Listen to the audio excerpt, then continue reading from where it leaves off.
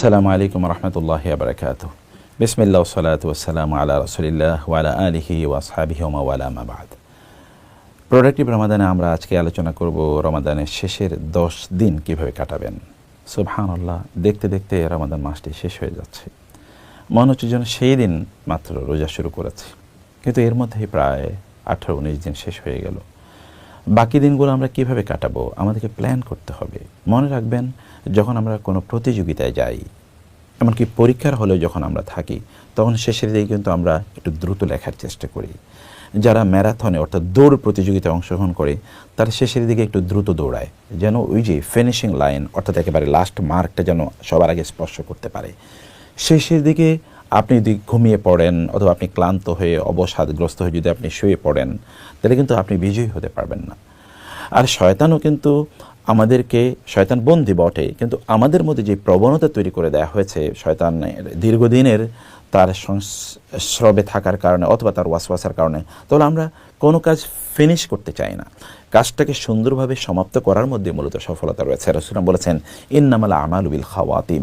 আপনি কাজটি কীভাবে শেষ করেছেন তার উপর নির্ভর করছে আপনার সফলতা। মোস্ট অফ দ্য পিপল তারা কাজ শেষ করে না, তারা কাজ অর্ধেক করে অথবা ধরো 90% করে, বাকি কাজটা তারা করে না, এবং এই কারণে তারা ব্যর্থ হয়। আমাদের রমাদানের শেষের দিবসগুলোর দিকে একবার চিন্তা করে দেখেন তো, সেখানে কি আছে? সেখানে লাইলাতুল কদর আছে, যা 1000 মাসের চেয়ে উত্তম, প্রায় 84 বছরের চেয়ে উত্তম, প্রায় 33,000 রাতের চেয়ে উত্তম। শুধু 33,000 রাত না, আমরা কি কেউ 33,000 রাত একাধারে আবাদত করতে পারবো? একাধারে 84 বছর আবাদত করতে পারবো? একাধারে 1000 মাস আবাদত করতে পারবো? যদি করতেও পারি, তার চেয়ে অনেক বেশি উত্তম। কি অসাধারণ, তাই না?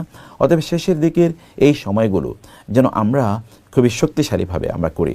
আচ্ছা, এতদিন আমরা ট্রেনিং নিলাম, আমরা অভ্যস্ত হয়ে উঠলাম, কিন্তু শেষের দিকে গিয়ে আমরা কাজ করতে পারলাম না। আপনি শপিং মলে দৌড়াচ্ছেন, আপনি বাইরে বিভিন্ন জায়গায় ঘুরে ফিরে আপনি সময় কাটিয়ে দিচ্ছেন, আপনি মসজিদে নাই, আবাদতে নাই, কোরআন তেলাওয়াতে নাই।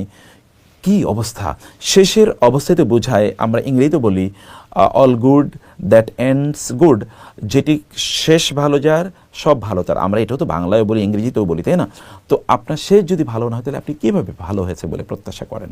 আর আগের আবাদতগুলো কবুল হবে কিনা তা কিন্তু শেষের আবাদতের উপর নির্ভর করে, এন্ডিং এর উপর নির্ভর করে। যেমন একজন লোক, যেমন ধরুন তিনি সারা বছর সারা জীবন ধরে তিনি ভালো আমল করেছেন, কিন্তু শেষের দিকে তিনি মুশরিক হয়ে গেছেন, মুরতাদ হয়ে গেছেন, তাহলে কি আপনি বলবেন আগে যেহেতু ভালো কাজ করেছে তিনি মুক্তি পেয়ে যাবেন? নো, হবে না তো।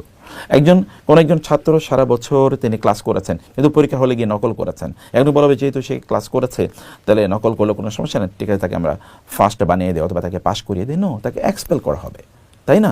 সে কারণে আপনার শেষে কি করছেন, দ্যাট ইজ ভেরি ইম্পর্ট্যান্ট, খুবই গুরুত্বপূর্ণ এটি।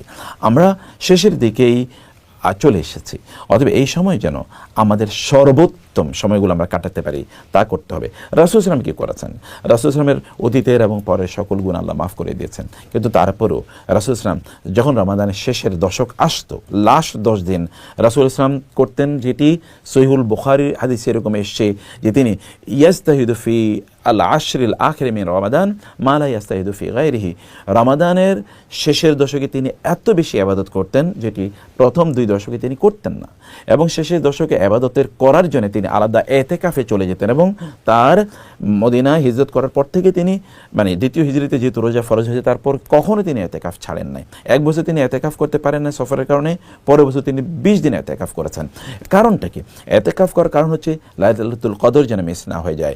এতেকাফ করার কারণ হচ্ছে শেষের 10 রাতে যেন তিনি কেবল ইবাদতের মাধ্যমে কাটাতে পারেন। এই কারণে সহিহুল বুখারীর হাদিসে এসে যখন ইযা দাখালা আলাইহিল আশরুল আখির মিন রমাদান, রমাদানের শেষের দশক যখন আসতো, তখন রাসূল কি করতেন? তখন তিনি সারা রাত তিনি জেগে থাকতেন, নিজে আহিয়া লাইলাহু ওয়া আইকাযা আহলাহু ওয়াজাদ্দা ওয়াশাদ্দাল মিজার। হাদিস শেষে রাসূল সারা রাত তিনি ইবাদত করতেন, তার পরিবার পরিজনকে তিনি জাগিয়ে তুলতেন, তারাও যেন ইবাদত করে। তিনি কোমর বেঁধে নামতেন এবং তার সর্বোত্তম চেষ্টা তিনি চালাতেন ইবাদত করার জন্য। এই হাদিসের ব্যাখ্যায় সালফে সালিন তারা বলেছেন, ইমাম নববী সহ তারা বলেছেন, এর মানে হচ্ছে রাসূল সাল্লাল্লাহু আলাইহি ওয়াসাল্লাম শেষের দশকে তার স্ত্রীদের সাথে দেখা পর্যন্ত করতেন, কারণ এতেকাফে থাকতেন। এবং অথচ স্ত্রীর সাথে দেখা করা, তাদের সাথে কথাবার্তা বলা, তাদের সাথে এমনকি স্বামী স্ত্রীর সুলভ আচরণ করে, এগুলো সবই পারমিসেবল রাতের বেলা, কিন্তু সেগুলো তিনি করতেন না। এক্সক্লুসিভলি তিনি আল্লাহ তাআলাকে এই সময়গুলো দিতেন। এর যদি রাসূলের হয় এমন, তার অবস্থা যদি এমন হয়, তাহলে আমাদের কেমন হওয়া উচিত? আমরা আপনাদেরকে বলবো যে এখনই যে কেনাকাটার কোনো বিষয় থাকে তাহলে দ্রুত এগুলো সেরে ফেলুন। রাতগুলো রমাদানের শেষের দশকের রাত আল্লাহকে দেবেন যতদূর প্রয়োজনে। রাসূল কিন্তু অন্য দশকে সারা রাত জেগে থাকতেন না, কিন্তু শেষের দশকে সারা রাত জেগে থাকতেন। রাসূল ইসলাম এটা করলে আমাদের করণীয় কি? কেউ আমাদেরকে প্রশ্ন করতে পারে রাতের বেলা ইবাদত করবো কি? আপনার কাছে যে আবাদতটি সবচেয়ে ভালো লাগে, যদি আপনার নামাজ পড়তে ভালো লাগে নামাজ পড়ুন, কোরআন তেলাওয়াত করতে ভালো লাগে কোরআন তেলাওয়াত করুন, দুরূদ পড়তে ভালো লাগে দুরূদ পড়ুন, ইস্তেগফার করতে ভালো লাগে ইস্তেগফার করুন, আপনার তাসবিহ তাহলিল করলে পড়তে ভালো লাগলে তা করুন, আপনার দোয়া করতে ভালো লাগলে তা করুন। যেইটা আপনার ভালো লাগে, যে আবাদতটি আপনার ভালো লাগে সেই আবাদতটি আপনি করুন। কিন্তু সময় নষ্ট করবেন না, বাজারে ঘুরে সময় নষ্ট করবেন না, শপিং মলে ঘুরে সময় নষ্ট করবেন না, আড্ডা দিয়ে সময় নষ্ট করবেন না। ইন্টারনেট প্রয়োজনে বন্ধ করে রাখুন, আপনার বাসায় ইন্টারনেট বন্ধ করে রাখুন, ফেসবুক প্রয়োজনে বন্ধ করে রাখুন। এগুলো আপনি করুন। যদি এগুলো আপনার একান্ত প্রয়োজন না হয় তাহলে এগুলো থেকে আপনার নিজকে দূরে রেখে এই সময়গুলো যতদূর সম্ভব আল্লাহকে দেখান যে আল্লাহ আমি শেষের দিকে এসে আরও আগ্রহী হচ্ছি। আপনি প্রথম 2 দশক বা প্রথম 10 দিন 20 দিন আপনি হয়তো খুব বেশি আবাদত করতে পারেন না, নো প্রবলেম ইনশাআল্লাহ, কারণ শেষের দিকে আপনি এবার আগের 10 দিন যে আবাদত করতে পারেন নাই শেষের দিকে এসে আবাদতের মাত্রা বাড়িয়ে দেন, অনেক বেশি আবাদত করেন এবং আল্লাহ সুবহানাহু ওয়া তাআলা আপনার আগ্রহ আপনার প্রচেষ্টাগুলো আল্লাহ তাআলা দেখুক।